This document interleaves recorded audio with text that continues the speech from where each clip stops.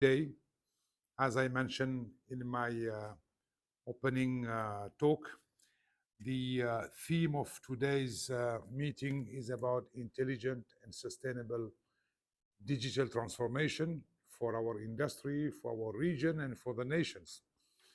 Why intelligent? Because, as all of you are fully aware, we are in the age of AI. So we need to have, we were talking before about sustainable, solid, resilient network. Now those networks have to be intelligent. We are bringing in the intelligent element through AI into our networks. Therefore, we are addressing going forward 5 evolution to 5.5G. Of course, as I mentioned, bringing into intelligence into the core layer of the network, but it's important also to address the other aspect of our industry, the transformation of telecom company into telcos. It's important to address cybersecurity and cyber safety. It's important to address the space segment of the economy. Now there is a convergence between terrestrial network and space-based network. Therefore, we are coming together, having some discussion. The objective is to connect the unconnected, to provide through satellite-based solution affordability to the population, making sure that we are going to reach the remote areas. For that to happen, we need cooperation between the different stakeholders. We need cooperation, number one, from the policymakers to ensure that we have policies that will foster and encourage investment. We need to have a regulatory framework that will adapt to the dynamic of the market. We need operators to invest, technology providers to give us a roadmap for the next 5 to 10 years so we know where we go. And all this for the benefits of the consumer, the customer, or the citizen. Cybersecurity is important. Cyber safety is also important, and especially for the youth. We are facing a number of cyber threat challenges, and we get into an era of cyber diplomacy as well. So building bridges between the different nations and making sure that we all cooperate together and make sure that there is no disruption of the value chain. Therefore, this is the reason we are here today. At the same time, we are hosting an interministerial G20 meeting. Why? Because G20 for the first time is going to happen in the Global South, in South Africa, in November. It will be under the presidency of South Africa.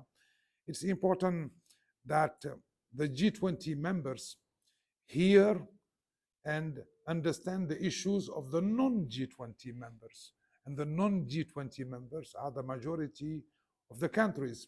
Therefore, we are fortunate that the government of South Africa has accepted to join us in this gathering today in Dubai and to go through a stock-taking exercise for listening of the concern of the non-G20 members for the digital development. The theme will be around inclusion, making sure that nobody is left behind, and how are we going together connect the remaining 2.6 billion people who are still unconnected. So, ladies and gentlemen, this is the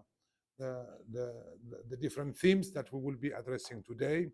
Through plenary session, we will have dedicated round table, and of course, without forgetting the digital service platform, because today we are getting into very sophisticated networks, and we need to ensure that the digital platform also are a part of this ecosystem, and we can all provide digital development to our societies.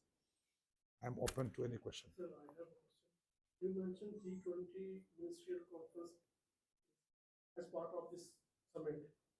So, who else attending this summit today?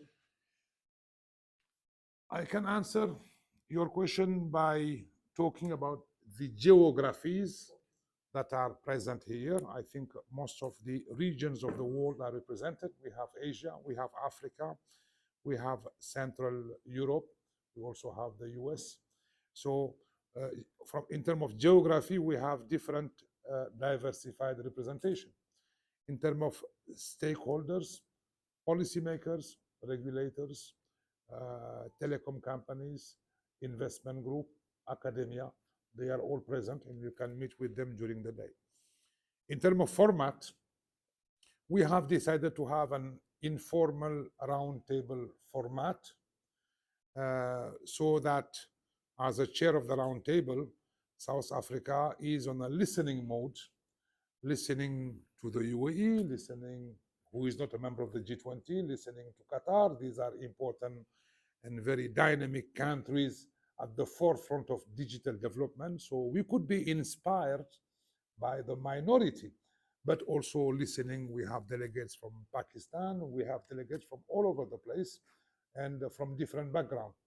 Therefore, it's an informal meeting, and we are supporting South Africa in their presidency to ensure that on the table of discussion, our issues will be heard, maybe might be taken care of at the next G20 meeting.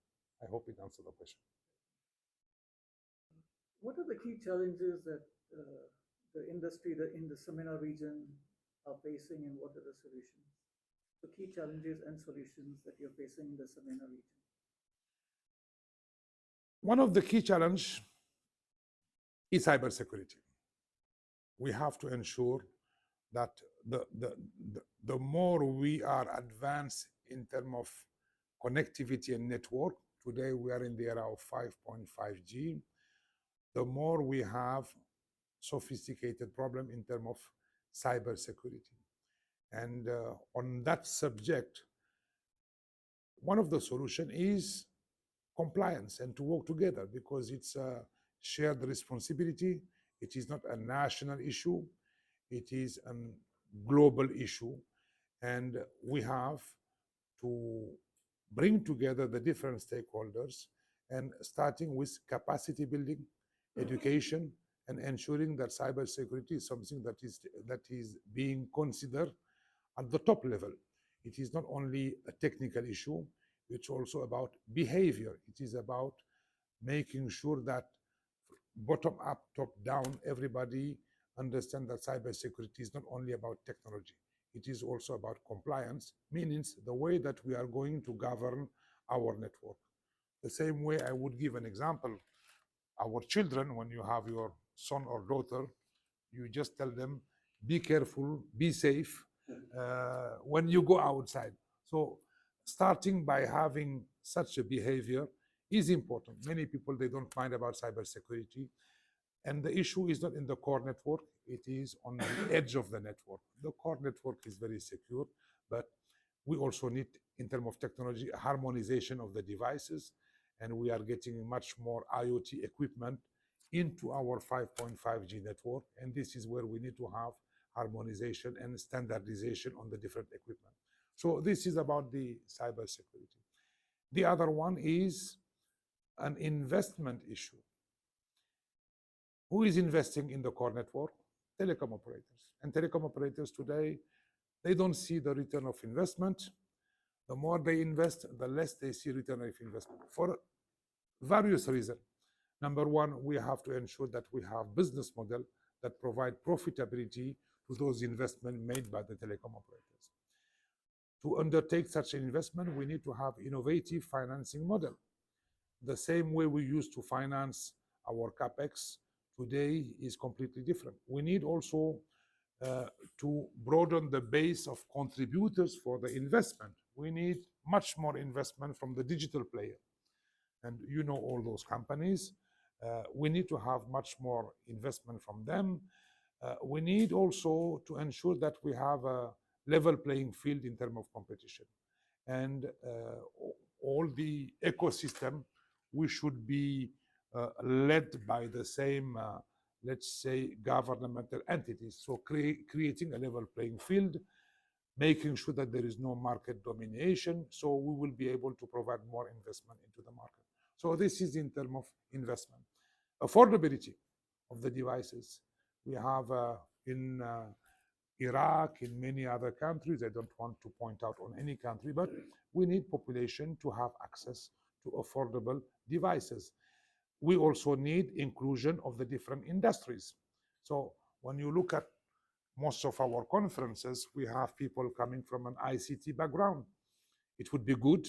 I would love to see in the next gathering meeting to have people from education, from agriculture, from the transportation, and come and try to discuss and have a dialogue with us about what is 5.5G.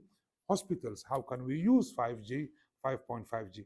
This will trigger the next business model that the operators will be able to put in place for having a return on investment. So if you look at all the industries, all the sectors, we have lots of impediment to foster digital development that will generate return of investment. So these are the elements that we are going to explore together between the different stakeholders.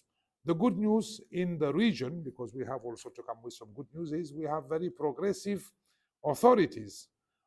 They are in the listening mode. They want to hear what are the issues. How can we may not agree on the way forward, but at least there is a very positive and constructive dialogue happening on both sides of the table.